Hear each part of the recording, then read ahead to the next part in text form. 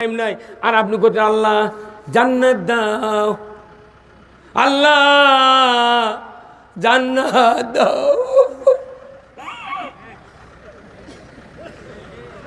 অত সোদালায় জান্নাত পেতে গেলে আল্লাহর আইন মানতে হবে। কার আইন? আল্লাহর আইন হলো আপনাকে নিছাইব জেলত তুলে মারল। 10,000 বছর যদি বাংলাদেশের সমস্ত ইমানদার লেগে সাইদের মতো একটা লোক তৈরি করতে চায়, 10,000 বছরও আর পারা সম্ভব। এই যে বিএনপি নেতাদেরকে বলি, চট্টগ্রামের সাকা চৌধুরীকে ফাঁসি দিল, বাঘের মতো লোক, ওই রকম একটা লোক 15,000 বছরও তৈরি করতে পারবে না। এই কথা কন। তাহলে এই লোকগুলোর আসল কাজ কি? আমাদের নেতৃত্ব পৃথিবীতে কায়েম থাক, অপরের নেতৃত্ব ধ্বংস হোক, এই রাজনীতি বাংলাদেশে চলে। আমরা এই রাজনীতি আর বাংলাদেশে দেখতে চাই না। এই কথা কন। এই রাজনীতি বন্ধ করতে গেলে কোরআন দরকার আছে না নাই? কারণ কোরআনের রাজনীতি করেছেন রসুল, প্রত্যেকটা নবী রসুল রাজনীতি করেছেন। আর আমার দেশে বলা হয় হুজুররা কোরআনের সাথে রাজনীতির কোনো সম্পর্ক নাই। তার মানে এত বড় মূর্খ গবেট লোক পৃথিবীর নাই। কোরআন হলো রাজনীতির কিতাব। আল্লাহর নবী মুসা আলাইহিস সালাম রাজনীতি করেছেন ফেরাউনের সাথে, নমরুদের সাথে রাজনীতি করেছেন ইব্রাহিম আলাইহিস সালাম, রসুল রাজনীতি করেছেন আবু জাহেলের সাথে। কথা ঠিক কিনা? প্রত্যেকটা রাজনীতিবিদ, ফেরাউন যে আইন তৈরি করেছিল তার দলের লোকের ক্ষতি হয়নি, ক্ষতি হয়েছে মুসা আলাইহিস সালামের দলের লোকের। নমরুদ যে আইন তৈরি করেছিল তার দলের লোকের ক্ষতি হয়নি, ক্ষতি হয়েছে ইব্রাহিম আলাইহিস সালামের দলের লোকের। এমনি করে যুগে যুগে যত সরকার গেছে এমনভাবে আইন তৈরি করছে তাদের দলের লোকের গায়ে যাতে কাঁটার আসন না যায়। এই 16 বছর আমরা দেখেছি জামাত বিএনপি পাতাত পিছা ভত্তা বানাছে। কতক্ষণ আবার কি ভত্তা হবার চান? হ্যাঁ, তাহলে রাজনীতি করতে হবে কিসের? কোরআনের। এ দেশে বিএনপি 100, 12টা ইসলামী দল মিলে 200, এই 300 এমপি নিয়ে এই বাংলাদেশে সুষ্ঠু একটা গণতান্ত্রিক ইসলামী রাষ্ট্র যদি কায়েম করা না যায়, যদি পেলাপেলি শুরু করেন, আগামী 500 বছরেও বাংলাদেশে এই পরিবেশ আর পাওয়া যাবে না। কি রাজনীতি যদি দেশত না থাকে, আল্লাহর আইন যদি না থাকে, আপনি কার আইন মানবেন? কবরের ভেতরে দ্বিতীয় প্রশ্ন করা হবে, অমা দিনুকা, তোমার জীবন ব্যবস্থা কি ছিল? বলুন তো আমাদের জীবন ব্যবস্থা কি? হ্যাঁ, ইসলাম তে মানতে পারছেন? বাংলাদেশে ইমানদার আছে, মুসলমান নাই। কারণ ইসলাম মানলে মুসলমান। Islam is the complete code of life. মানবতার জন্য ব্যক্তি, পরিবার, সমাজ, রাষ্ট্র, অফিস, আদালত, কোর্ট কাছারি, অর্থনীতি, সমাজনীতি, রাজনীতি, জীবনের সকল ক্ষেত্রে মানুষকে নিয়ন্ত্রণ করার জন্য বিধিবিধান সহ যে ব্যবস্থা কোরআনে নাজিল করেছেন তার নাম হলো ইসলাম। এই ইসলাম বক্তৃতার জিনিস নয়, এই ইসলাম দেখার জিনিস। ইসলামে আছে হাত কাটো। কার হাত কাটো? হ্যাঁ জোরে কর, কার? একটা চোরের হাত কাটার দৃশ্য কখন কাটবে? ইসলামী সরকার যখন আসবে 5টা গ্যারান্টি দেবে, খাদ্য, বস্ত্র, চিকিৎসা, শিক্ষা, বাসস্থান। এই 5টা গ্যারান্টি যদি দেয় সরকার, ওই দেশে চুরি হবে না, কোনো অন্যায় হবে না। আর এই গ্যারান্টি দেওয়ার পর যদি কেউ চুরি করে, আল্লাহ কোরআনে বলছেন ওয়াসারিকু ওয়াসারিকাতু ফাকতাউ আইদিয়াহুমা। চোর আর চুন্নি যদি ধরা পড়ে, মানুষের নিরাপত্তার জন্য, চুরি বন্ধের জন্য, শান্তি কায়েমের জন্য তোমরা চোরের হাত কেটে দাও। কিন্তু কথা, 5টা গ্যারান্টি দিতে হবে, খাদ্য, বস্ত্র, চিকিৎসা, শিক্ষা, বাসস্থান। 5টা গ্যারান্টির পর দুনিয়ার কোনো নারী, কোনো পুরুষ যদি চুরি করে, আমার আল্লাহ বলেছেন তাকে হাত কেটে দাও। একটা চোরের হাত বাইতুল মুকাররমের উত্তর গেটে কেটে দেওয়ার দৃশ্য ডিসেল লাইনে বিটিভি, এনটিভি, এসিটিভি, 21, 24, 71, 75, 76 চ্যানেলে যদি একটা হাত কাটার দৃশ্য জনসমাজে দেখানো হতো, বিশ্বময় দেখত।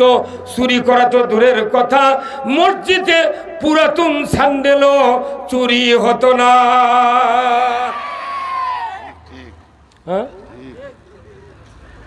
এই আইন না কায়েম করে থানার ওসি চৌকিদার পাঠিয়েছে এই পোঁতা বলছে চুরি হচ্ছে, আপনার বিট পাহারা দেন। তখন 15 জন করে দল করে এই গাঁও 10টার থেকে 3:30 পর্যন্ত স্বীকৃতিছে, জাগো হে জাগো। কতক্ষণে কেরা এটা জীবনে কোরআন হতো নয়, হাদিস নয়, আইন দেশে আসামুল বকলুকাতক। আল্লাহ বলেছেন নাউমুকুম সুবাতা, ঘুম হলো তোমাদের জন্য আরামদায়ক। সেই ঘুম বাদ দিয়ে 15 জন লোক গোটা গায়ের মানুষ পাহারা দিচ্ছে। এরা কোনো বিধি নাই, এখানে আইন থাকবে। আইন যদি থাকে চুরি বন্ধের জন্য হাত কাটার, দুনিয়ার কোনো চোর চুরি করতে পারবে না। কারণ তার 5টা গ্যারান্টি দিয়েছি, তোমার খাওয়ার দরকার দিয়ে দিলাম, পড়ার দরকার দিয়ে দিলাম, চিকিৎসা দরকার দিয়ে দিলাম, শিক্ষা দরকার দিয়ে দিলাম, তোমার বাসস্থান দরকার দিয়ে দিলাম। তোমার যদি ত্রুটি থাকে আমাকে বলো, আমি তোমাকে দিব, কিন্তু চুরি করতে পারবে না। আর যদি চুরি করো হাতটা কেটে দেবো। দুনিয়াতে এমন কোন চরিত্রহীন লোক নাই যে এতগুলো সুযোগ পাওয়ার পর সে চুরি করবে। কতক্ষণ এই আইনটা কি বাংলাদেশে আছে? তাহলে এই আইন কি কায়েম হোক আপনারা চান না? কিন্তু আমাকে বলেছে হুজুর দেশের চুরি হচ্ছে, মসজিদে যেন বক্তৃতা দেন। কি করে? তখন হুজুররা কয় চুরি করবেন না, শুক্রবারে করতে চুরি করবেন না। ওই মসজিদত চোরও বসে থাকে, হুজুর দান গাই, হ্যাঁ আপনার দান খায়, হাত কাটবেন নাকি? হ্যাঁ ওটি বসেন, সিয়ারা দেখেন আর শোনেন। আমরা যখন চুরির বিরুদ্ধে বক্তৃতা দিই মসজিদে, তখন কোন চোরও মসজিদ থাকে, তখন আমরা শেষে দেখ কই ভাইরা চুরি করবেন না। তখন ওই চোর বসতে কয় কি জানেন, সুযোগ পালে হুজুরের বাড়িও ছাড়ব না। মানে আরে কোটি কোটি দিন বক্তৃতা দিয়ে লাভ নাই, 5 মিনিট আইন কায়েম হলে চুরি দেশ থেকে হারাবে। কি ভাই, কত এমপি চাপা মারলো সংসদে, যা খালি ওরাই হুড়োহুড়ি করে।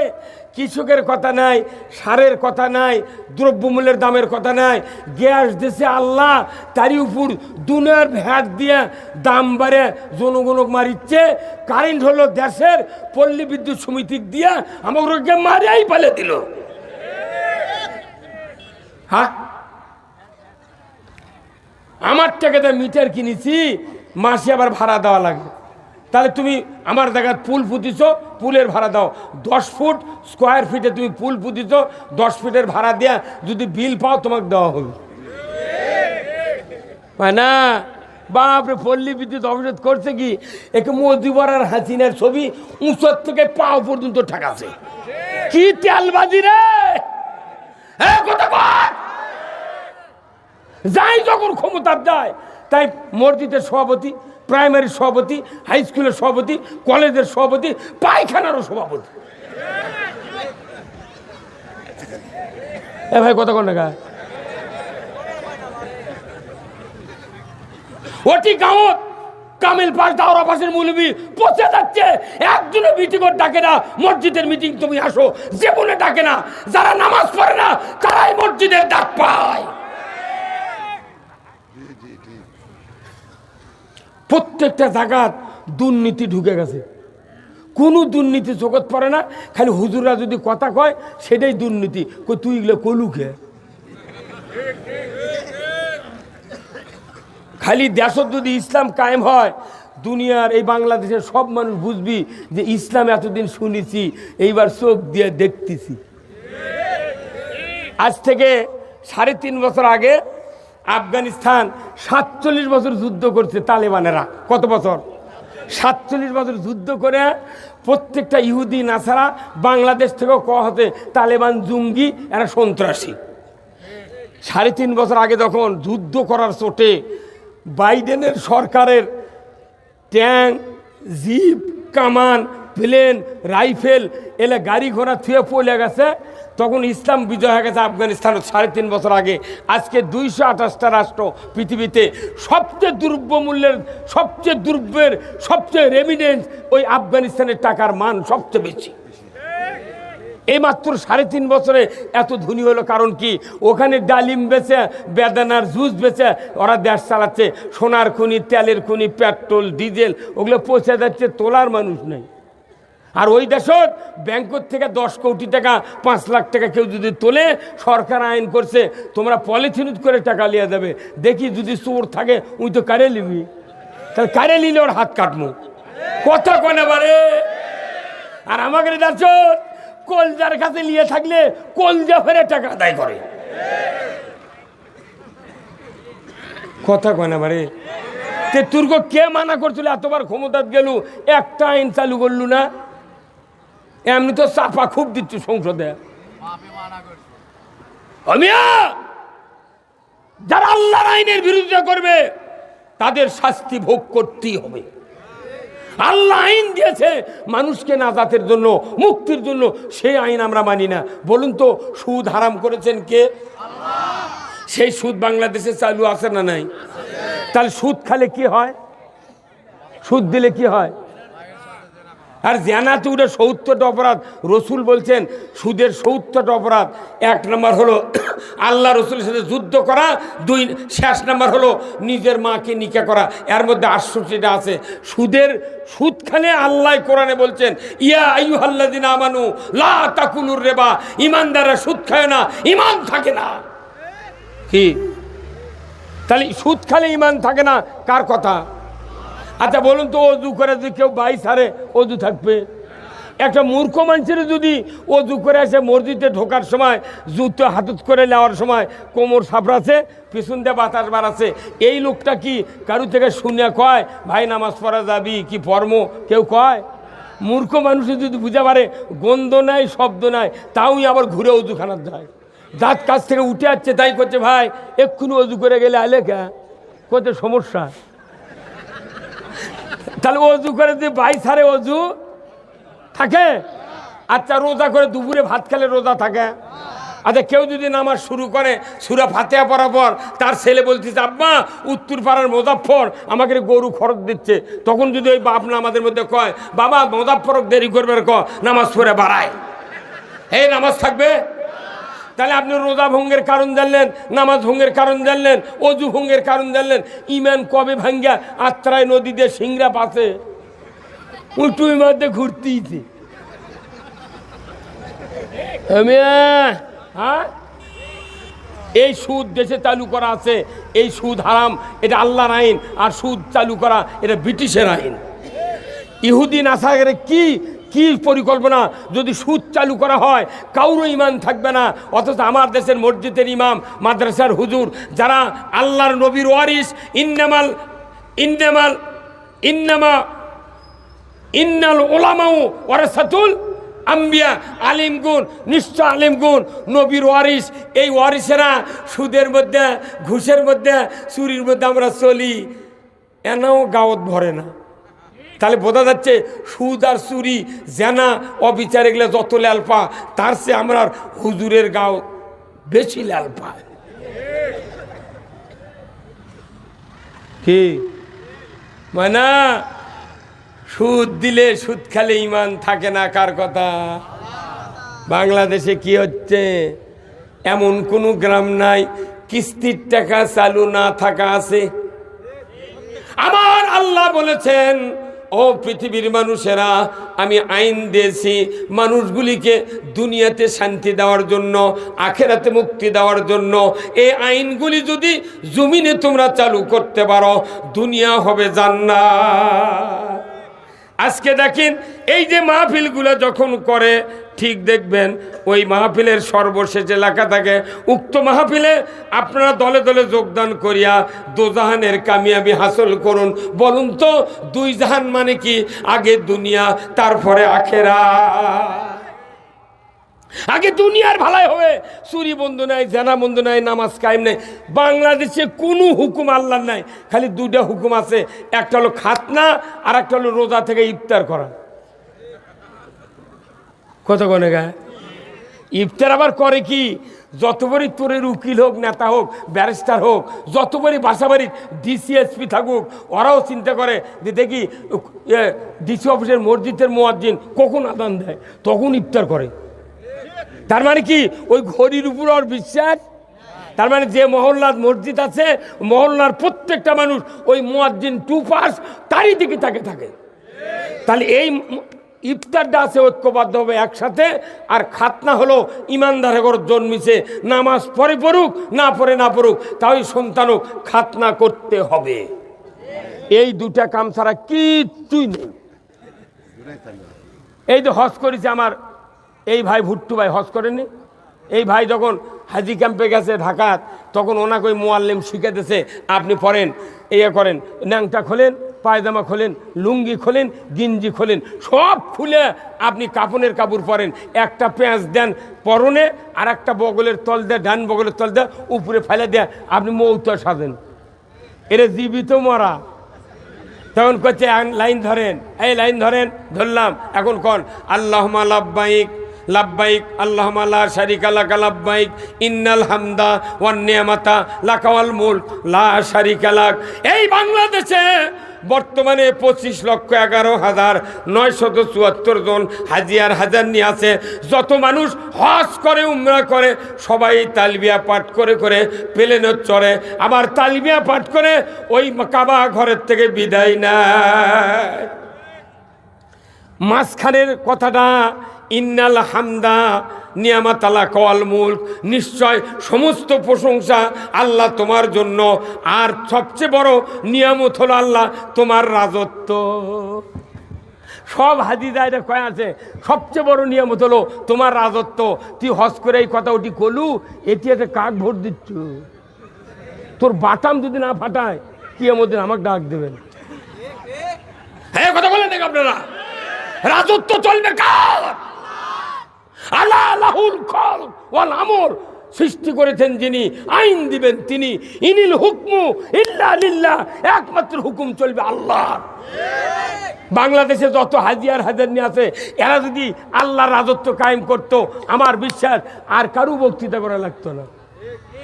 এই হাজিরা হলো ভিআইপি পার্সন, রিচম্যান, প্রত্যেকটা principal, professor, chairman, mayor, MP, কত মানুষ আছে বাংলাদেশে। ১৬ লক্ষ হাজি আছে, তার কি মুখোশধারী নেই, খালি ভোটের জন্য আলহাজ লাগে হানবেল। আল্লাহ রসুল বলছেন আমার এই দাড়ি রাখা সুন্নাত, তোমরা যদি দাড়ি কাটো তাহলে তোমরা গুনাহগার হবে। যেহেতু আল্লাহ রসুল দাড়ি কাটা নিষেধ করেছেন, তাহলে কাটাটাই গুনাহ। কতক্ষণ? তাহলে আমি আলহাজ মানে কি? সর্বোচ্চ ডিগ্রি, এটা ইসলামের পিএইচডি ডিগ্রি। নবীর পায়ে পায়ে পা দিয়ে রসুলের রওজা দেখে, কোথায় বদর, কোথায় ওহুদ, কোথায় খন্দক, ওই সমস্ত যুদ্ধের জায়গা দেখেছে। তুমি ওই রসুলের দেওয়া জীবন ব্যবস্থা পৃথিবীর জমিনে কায়েম করো। দেখে আসে ঠিক, কিন্তু এটি আসে ওই কথা আর নেই। ওই তলে তলে আর একজনের হেল্প করে, চালাও আমরা আসি। আর মুন্সিপালিটি যদি যায় ভাই না ভোট দেন রে, ইসলাম চালু করবো, তখন করছে না এত তাড়াতাড়ি হবে না, বুঝছ, এত তাড়াতাড়ি হবে না। আবার কেউ কেউ কয় ও সেই উমর কি আছে, উমর যদি না থাকে তু কি বানাবো, আয় আয় রে আয়। হ্যাঁ অমিয়া, আল্লাহর আইনের উপর কারো আইন কায়েম করা যাবে না। হজে অজুর কয় আইন, কোন তো অজুর, অজুর আইন কয় না। অজুর ফরজ কলি কর পারলেন, বুঝছেন, আইন করলে আর পারে না। আইন হলো অজুর, যদি এক বদনাব জমজমের পানি দিয়ে আপনাকে রক, অজুর হচ্ছে 4 ফরজ। তাহলে যদি এই মুখমণ্ডল ধৌত, হাতের কুনুই পর্যন্ত ধৌত, আর মাথা মাছ করার পর কেউ যদি পায়ের টাকনু পর্যন্ত না ধয়, ওর নামাজ হবে। আইন কয়টা? মানিনি কয়টা? নামাজ হবে। তা আপনাকে আল্লাহ আইন দিয়েছে এইগুলি আইন মানার জন্যে। আইনের কোনো তোয়াক্কাই করছেন না। আল্লাহর আইন একটাও বাংলাদেশে কায়েম নাই, আর আপনি করছেন আল্লাহ জান্নাত দাও, আল্লাহ জান্নাত দাও। অত সোদালায় জান্নাত পেতে গেলে আল্লাহর আইন মানতে হবে। কার আইন? আল্লাহর আইন হলো আপনাকে নিরাপত্তা দিবে। বাংলাদেশে জানা হয় কি হয় না? হাউন আঙ্কেল 4টা নায়িকা নিয়ে ঘুরলো, একটা লোক ওর কাবিল ছিল না। আর মামুনুল হক বাংলাদেশে একটা বাঘ, নিজের স্ত্রীদের ঘরে যাইতে দেখায় হুজুর কাবিল দেখাও কে মানে তুই হাউন আঙ্কেলের কাবিল চাস না মামুনুল হকের কাবিল কেন চাস এখন কি আর কেউ কাবিল চাচ্ছে আমিয়া এগুলো আলেম ওলামাক অপদস্থ করার একটা আইন ওই সময় চালু হয়েছিল কি ভাই কথা ঠিক কিনা আমরা বক্তৃতা দিয়েছি এই 16 বছর খুব কষ্ট করে পাতি নেতারা যে আমাকে বলেছে হুজুর দেখে শুনে কথা কবেন আমি বলেছি ভাই